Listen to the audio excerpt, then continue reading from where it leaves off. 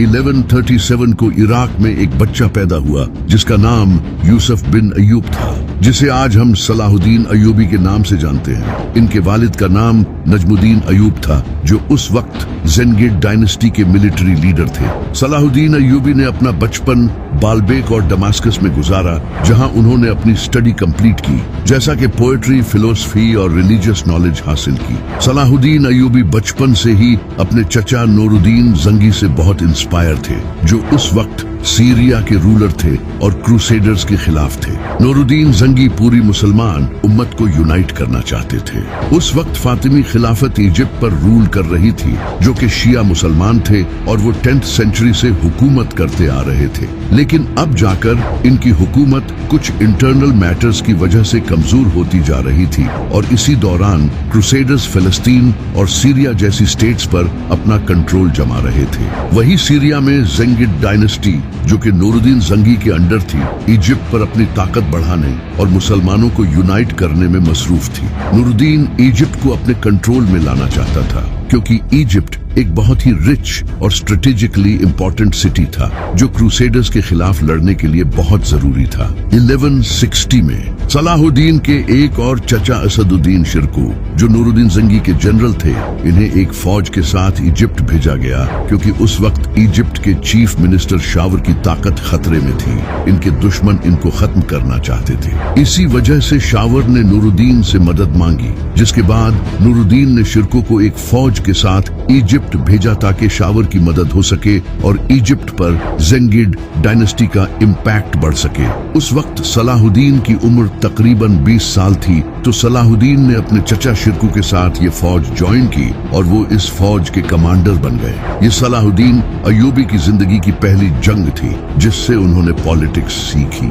जैसे ही सलाहुद्दीन की फौज इजिप्ट में एंटर हुई, इनकी फौज का सामना दिरघम के साथ हुआ, जो बिलबाइस शहर को डिफेंड कर रहा था। सलाहुद्दीन की फौज ने इस शहर को सीज कर लिया और 3 महीनों तक इस शहर को घेरे में रखा। इसी दौरान दिरघम की मदद करने के लिए क्रूसेडर्स भी वहां पहुंच गए, जिनका लीडर अमलरिक था।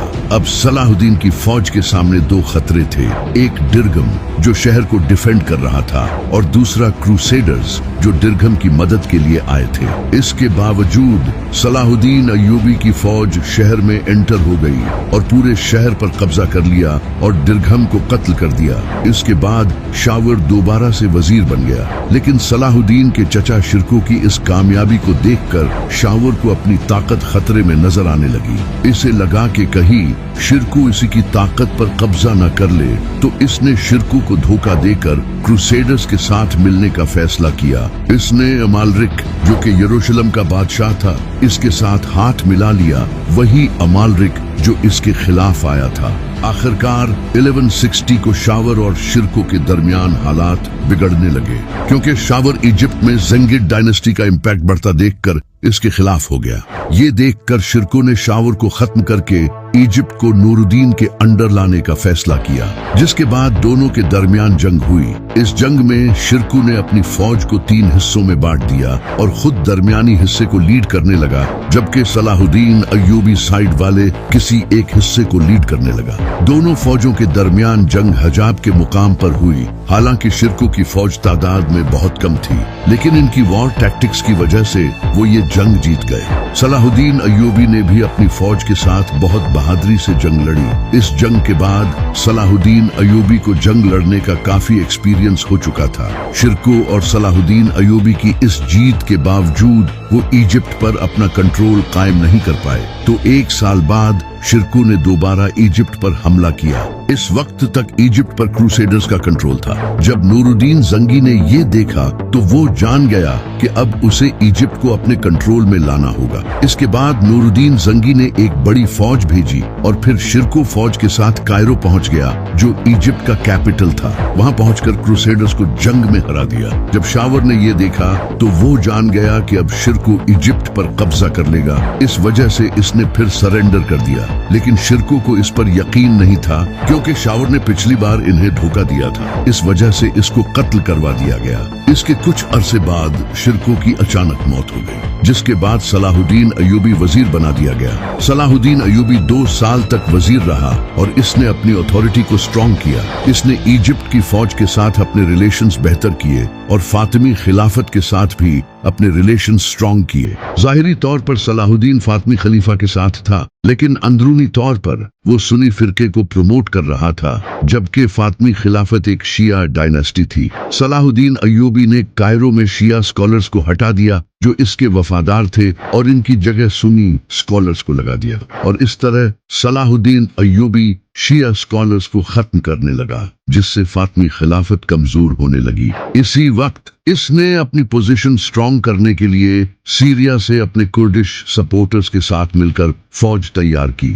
सलाहुद्दीन बस एक मौके का इंतजार कर रहा था जब वो अपना आखिरी वार करे। इसी वजह से इसने सिर्फ दिखावे के लिए फातिमी खिलाफत के साथ रिलेशंस कायम रखे। फिर फातिमी खलीफा अलादीन बीमार हो गए, जो कि सलाहुद्दीन अय्यूबी के लिए एक मौका था। सलाहुद्दीन अय्यूबी को बगदाद की अब्बासी खिलाफत का सपोर्ट हासिल था। बगदाद उस वक्त सुन्नी फिरके का सेंटर था। फिर सलाहुद्दीन अय्यूबी ने अपना आखिरी वार किया जब फातिमी खलीफा अलादीन बेड पर मौत से लड़ रहा था। इसी दौरान सलाहुद्दीन अय्यूबी ने जुमे के खुतबे में फातिमी खलीफा की बजाय अब्बासी खलीफा का नाम लिया, जिससे फातिमी खिलाफत का ऑफिशियली एंड हो गया। फातिमी खलीफा अलादीन सलाहुद्दीन अय्यूबी के खिलाफ कुछ नहीं कर सका। वैसे भी सलाहुद्दीन अय्यूबी ने ये सब बड़ी प्लानिंग के साथ किया था। इसने पूरे इजिप्ट की फौज और पॉलिटिक्स पर अपना कंट्रोल कायम कर लिया था। इसने फातिमी ऑफिशियल्स को हटाकर इनकी जगह अपने लोगों को लगा दिया और इस तरह फातिमी खिलाफत का खात्मा हो गया, जो पिछले 200 सालों से रूल कर रही थी। इससे सलाहुद्दीन अय्यूबी की पोजीशन और ज्यादा स्ट्रॉन्ग हो गई, और इस तरह इसने इजिप्ट में शिया इस्लाम को छोड़कर सुन्नी इस्लाम को प्रमोट करना शुरू किया। इसके 3 साल बाद नूरुद्दीन जंगी की मौत हो गई, जिससे सलाहुद्दीन अय्यूबी को आजादी मिल गई। अब वो अपने दम पर फैसले कर सकता था। नूरुद्दीन जंगी की मौत के बाद इसका बेटा इस्माइल उसका सक्सेसर बना, जो कि सलाहुद्दीन अय्यूबी के लिए एक टर्निंग पॉइंट साबित हुआ। नूरुद्दीन की मौत के बाद सीरिया टुकड़ों में बट गया, क्योंकि हर कोई ताकत हासिल करना चाहता था। सलाहुद्दीन, जो कि इजिप्ट का पावरफुल रूलर बन चुका था, इसने खुद को नूरुद्दीन जंगी का सक्सेसर कहना शुरू कर दिया। इस वजह से 1174 में सलाहुद्दीन अय्यूबी दमास्कस पहुंच गया ताकि शहर को अपने कंट्रोल में ले सके। सलाहुद्दीन अय्यूबी ने दमास्कस और दूसरे सीरियन सिटीज के साथ डील्स करके इन्हें अपने साथ मिला लिया। बहुत से लोग सलाहुद्दीन अय्यूबी की बढ़ती हुई ताकत को देखते हुए इसके साथ हाथ मिलाना चाहते थे, लेकिन सलाहुद्दीन अय्यूबी के लिए सबसे बड़ा चैलेंज अलेपो शहर पर कब्जा करना था, क्योंकि ये उस वक्त का एक बहुत इंपॉर्टेंट शहर था। सलाहुद्दीन अय्यूबी ने पहले इस शहर को नेगोशिएशंस के जरिए अपने अंडर लाने की कोशिश की। वो नेगोशिएशंस करने में बहुत एक्सपर्ट था, लेकिन इसकी बात नहीं बन पाई। फिर सलाहुद्दीन अय्यूबी अपनी फौज के साथ अलेपो पहुंच गया और इसने इस शहर को सीज कर लिया। सलाहुद्दीन अय्यूबी के पास एक पावरफुल आर्मी थी, लेकिन इस शहर पर हमला करना आसान नहीं था, क्योंकि इसका डिफेंस बहुत स्ट्रॉन्ग था। सलाहुद्दीन अय्यूबी ने इस शहर को कई दिनों तक सीज किए रखा ताकि ये लोग हथियार डाल दें। इसी दौरान इसने दोबारा नेगोशिएशंस करने की कोशिश की और इस्माइल से कहा कि वो इसके साथ डील कर ले ताकि वो मिलकर क्रूसेडर्स को खत्म कर सके। 1184 में इस्माइल को ये एहसास हुआ कि वो मजीद सलाहुद्दीन अय्यूबी के साथ जंग नहीं कर सकता, तो इसने सलाहुद्दीन अय्यूबी के साथ हाथ मिला लिया और इस तरह सलाहुद्दीन अय्यूबी ने अलेपो शहर को भी फतह कर लिया, जो कि इसकी एक बड़ी कामयाबी थी।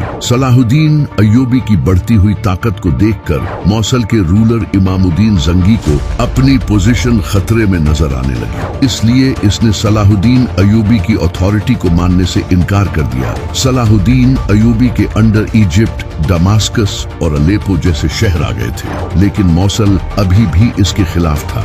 इस वजह से सलाहुद्दीन अय्यूबी ने अपनी फौजें उन्हें मौसल की तरफ भेजी ताकि इनके इलाकों पर हमला किया जा सके। लेकिन मौसल के पास भी एक स्ट्रॉन्ग फौज थी और कई मुसलमानों का सपोर्ट हासिल था जो सलाहुद्दीन अय्यूबी को अपने लिए खतरा समझते थे, जिसकी वजह से सलाहुद्दीन अय्यूबी की फौज कामयाब नहीं हो सकी। कुछ साल बाद दोनों को एहसास हुआ कि जंग से सिवाय खून के कुछ हासिल नहीं होगा। ये वो वक्त था जब क्रूसेडर्स मुस्लिम वर्ल्ड के लिए खतरा बनते जा रहे थे। इस वजह से दोनों के दरमियान एक डील हुई जो कि सलाहुद्दीन अय्यूबी के लिए एक और जीत थी। सलाहुद्दीन अय्यूबी शुरू से ही क्रूसेडर्स को खत्म करना चाहता था क्योंकि उस वक्त यरूशलेम क्रूसेडर्स के कब्जे में था जो कि क्रिश्चियंस थे। सलाहुद्दीन अय्यूबी पूरी मुसलमान उम्मत को यूनाइट करना चाहता था ताकि वो क्रूसेडर्स को खत्म कर सके और यरूशलेम वापस मुसलमानों के कब्जे में आ सके। अब सलाहुद्दीन अय्यूबी ने तकरीबन पूरी उम्मत को एक साथ जोड़ लिया था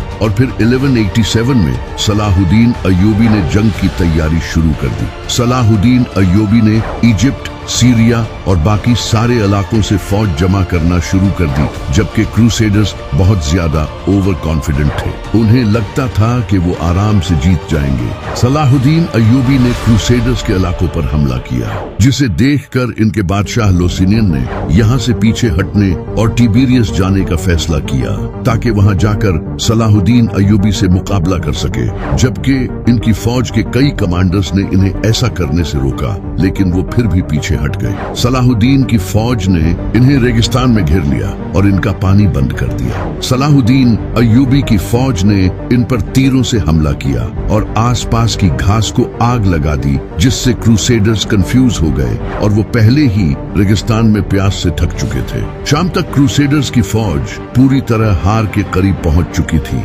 इनके बहुत से लोग मारे जा चुके थे और इनके बादशाह लुसिनियन और दूसरे लीडर्स को गिरफ्तार कर लिया गया था, जिससे सलाहुद्दीन ने ये जंग जीत ली और इसने कैदियों के साथ भी अच्छा बिहेव किया। इस जंग के बाद सलाहुद्दीन अय्यूबी ने अपनी फौज के साथ इन शहरों को अपने अंडर लिया जो पहले क्रूसेडर्स के कब्जे में थे। इसके बाद 1187 में सलाहुद्दीन अय्यूबी ने अपनी फौज के साथ यरूशलेम को घेर लिया। ये शहर स्ट्रॉन्ग दीवारों से महफूज था और इस शहर को प्रोटेक्ट करने के लिए एक फौज थी जिसको लीड बालियान नामी शख्स कर रहा था। बालियान ने सलाहुद्दीन से रिक्वेस्ट की कि वो शहर में मौजूद तमाम शहरियों को जाने दे और इसके बाद चाहे शहर पर कब्जा कर ले। सलाहुद्दीन ने इसको इजाजत दे दी, जिसके बाद शहर को सीज कर लिया गया। सलाहुद्दीन अय्यूबी ने इस शहर की दीवारों पर हमला किया, लेकिन दीवारें नहीं टूट सकी। फिर 2 हफ्तों के बाद बालियान को अंदाजा हो गया कि अब ये दीवारें ज्यादा देर तक इन्हें बचा नहीं सकती और इसके बाद सलाहुद्दीन अय्यूबी इन्हें वैसे ही कत्ल करेगा जैसे हम क्रूसेडर्स ने मुसलमानों और यहूदियों को कत्ल किया था जब यरूशलेम फतह किया था। लेकिन सलाहुद्दीन अय्यूबी ने इन्हें ऑफर की कि वो हथियार डाल दें, हमें बस यरूशलेम चाहिए और हम किसी को भी कत्ल नहीं करेंगे। जिसके बाद बालियान ने हथियार डाल दिए और सलाहुद्दीन अय्यूबी ने भी इन्हें पीसफुली शहर छोड़ने दिया। इस शहर को फतह करने के बाद सलाहुद्दीन अय्यूबी ने क्रिश्चियंस के किसी भी चर्च को नहीं तोड़ा और इस तरह यरूशलेम, जो मुसलमानों के लिए एक इम्पोर्टेंट सिटी है, वो दोबारा मुसलमानों के अंडर आ गया। जब ये खबर यूरोप पहुंची तो पूरे यूरोप में हंगामा खड़ा हो गया, क्योंकि यरूशलेम पिछले 90 सालों से क्रिश्चियंस के कब्जे में था, लेकिन अब वो दोबारा मुसलमानों के अंडर आ चुका था, जो क्रिश्चियंस के लिए एक बहुत बड़ी शर्मिंदगी थी। इसलिए अक्टूबर 1187 में क्रिश्चियंस के पॉप ने फतवा दिया कि यरूशलेम की ये हार क्रिश्चियंस के गुनाहों की सजा है और इसने उस वक्त के यूरोपियन रूलर्स पर जोर दिया कि वो सब मिलकर यरूशलेम को दोबारा फतह करें। ये सुनकर यूरोप के कई बड़े रूलर सामने आए, जैसे कि रिचर्ड, फिलिप और फ्रेडरिक, जिनमें से सबसे पावरफुल रूलर फ्रेडरिक था। फ्रेडरिक एक बड़ी फौज के साथ यरूशलेम की तरफ रवाना हुआ, लेकिन 1190 में फ्रेडरिक सालिफ रिवर को पार करते हुए डूबकर मर गया, जिसे देखकर इसकी फौज टुकड़ों में बट गई और बहुत से सोल्जर्स वापस अपने घरों को चले गए, क्योंकि अब इनका लीडर मर चुका था। इसके बाद बाकी के 2 रूलर रिचर्ड और फिलिप ने एक बड़ी फौज तैयार की और वो यरूशलेम की तरफ रवाना हो गए और उन्होंने रास्ते में साइप्रस शहर को फतह कर लिया, जिसके बाद ये क्रूसेडर्स का एक इम्पोर्टेंट बेस बन चुका था। इसके बाद वो एकर शहर पहुंचे, जहां क्रूसेडर्स पिछले 2 सालों से इस शहर को सीज किए हुए थे। ये शहर मुसलमानों के अंडर था, जो कि यरूशलेम के लिए भी बहुत इम्पोर्टेंट था। क्योंकि यही से यरूशलेम का सारा ट्रेड होता था। जब सलाहुद्दीन अय्यूबी को इसका पता चला तो उसने अपनी फौज इस शहर की तरफ भेजी और उसकी फौज ने क्रूसेडर्स को हर तरफ से घेर लिया, जबकि क्रूसेडर्स पहले से ही इस शहर को सीज किए हुए थे। इसके बाद ये सीज 2 साल तक चला और दोनों फौजों में से कोई भी इस शहर को फतह नहीं कर सकी। इन 2 सालों में दोनों फौजें बीमारी, भूख और लड़ाई की वजह से बहुत कमजोर हो चुकी थी, जबकि कई सोल्जर्स तो बीमारी से ही मर चुके थे। लेकिन अब रिचर्ड और फिलिप अपनी फौज के साथ यहाँ पहुंच चुके थे, तो इससे क्रूसेडर्स की ताकत और बढ़ चुकी थी। अब इनकी फौज ने इस शहर की दीवारों को तोड़ दिया, जिसके बाद इस शहर ने हथियार डाल दिए और फिर ये क्रूसेडर्स के कंट्रोल में आ गया। इसके बाद क्रूसेडर्स ने सलाहुद्दीन अय्यूबी से अपने कैदी और अपना क्रॉस वापस मांगा, जो सलाहुद्दीन अय्यूबी ने यरूशलेम फतह करने से पहले कब्जे में लिया था। सलाहुद्दीन अय्यूबी ने इनकी शर्तें नहीं मानी, जिसका बदला लेने के लिए क्रूसेडर्स ने 2700 मुसलमानों को कत्ल किया, जो कि सलाहुद्दीन अय्यूबी के लिए एक वार्निंग थी। एकर शहर को फतह करने के बाद क्रूसेडर्स जफा शहर की तरफ रवाना हो गए, जो कि यरूशलेम के करीब था। जब सलाहुद्दीन अय्यूबी को इसका पता चला तो इसने इन्हें रोकने के लिए अपनी फौज भेजी। सलाहुद्दीन अय्यूबी की फौज ने क्रूसेडर्स को रोकने की पूरी कोशिश की, लेकिन फिर भी क्रूसेडर्स सितंबर 1191 में आरसफ नामी जगह पर पहुंच गए, जो जफा शहर के करीब थी। इस पॉइंट पर पहुंचकर सलाहुद्दीन अय्यूबी की फौज ने पूरी ताकत के साथ क्रूसेडर्स की बैक साइड पर हमला किया, जिसे देखकर फौज के पीछे वाले सोल्जर्स ने रिचर्ड से फौज का पूरा कंट्रोल मांगा। रिचर्ड ने इन्हें पूरी फौज का चार्ज दे दिया, जिसके बाद क्रूसेडर्स ने मुसलमानों पर हमला करके इन्हें टुकड़ों में बांट दिया और इस तरह मुसलमान हारने लगे। सलाहुद्दीन अय्यूबी ने जब मुसलमानों को इस हालत में देखा तो इसने मुसलमानों को जंग से वापस बुला लिया, जिससे क्रूसेडर्स ने ये जंग भी जीत ली। इसके बाद क्रूसेडर्स ने जफा शहर पहुंचकर इसे भी फतह कर लिया। क्रूसेडर्स एक के बाद एक जंग जीत रहे थे और अब क्रूसेडर्स